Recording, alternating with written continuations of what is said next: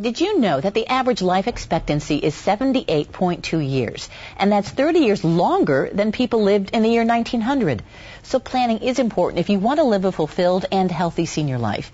In our continuing series, The Journey of Aging, we're going to examine how and where people want to live out their senior years. And joining me is Lori Wengerd of Home Care Assistance. Lori, thanks for joining me again in this wonderful topic, which is very important to seniors and also the children of those seniors as they're looking to what's the next step. And so as these folks are considering things for themselves or their parents, what are some of those life-changing decisions that they're going to have to look at? You know, one of the main conversations that people have with their parents or with their adult children is where do I want to live out my years? And we know that, as you know, 89% of people want to continue living at home. You have to have that discussion. You really have to prepare for that to make sure that can happen. And so when should we start that discussion? Early. But, parents don't want to look at it like that. It's a difficult discussion to have. Well, because of all the preparation, I think for those who want to stay home, you have to look at preparing your home. You have to look at preparing financially, and you have to look at preparing emotionally, too. Because, a lot of people will say, on one hand, I want to be able to stay at home. On the other hand, I don't ever want help. I can do it myself. Well, that may not always be the case. So you have to really consider that if this is something I want for myself, I have to be open to the idea that someday I might have to have somebody helping me in the home. I guess the most important thing is for our parents is to let them know not to ignore things for so long and that it's best to communicate. Right. Well, there's many of us can look at our parents' lives, or even if you're an older adult yourself, you can look at your own life, and there's sometimes a crisis point.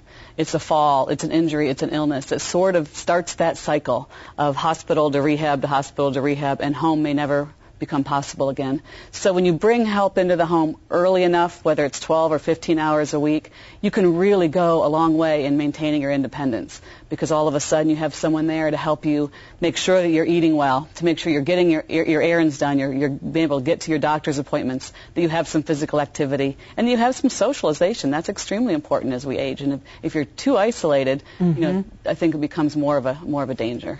So if people want to stay in their home, how easy is that to do financially? That is probably the biggest obstacle. And you asked, what can we do at any age to start preparing for our future? Think about your retirement years.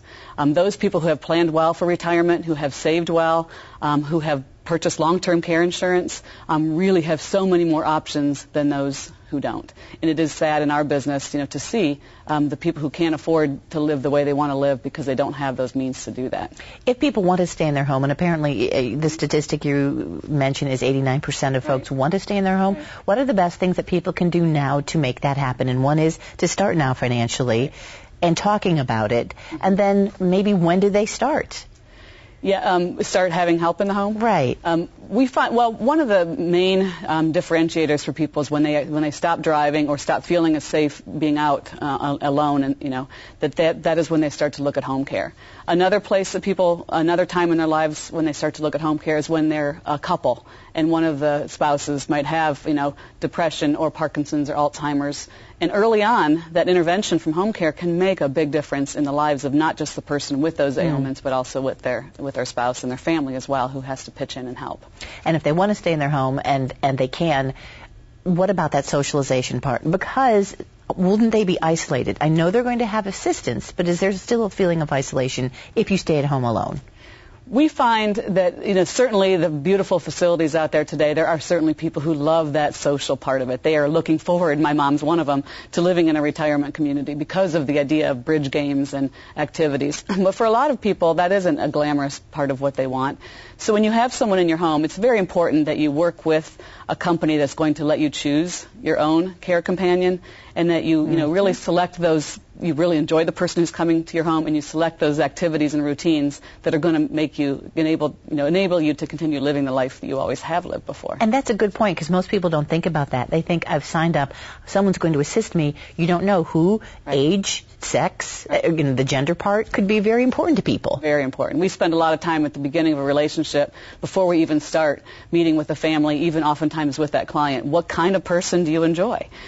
Sometimes you want somebody who's very talkative. Other times you want somebody who's very private. You might want a male caregiver. We have men and women who enjoy the company of a male. They can get out onto a golf course or go to a putt-putt course or go to a driving range or something that they're going to feel more comfortable having someone who likes the things that they like as well.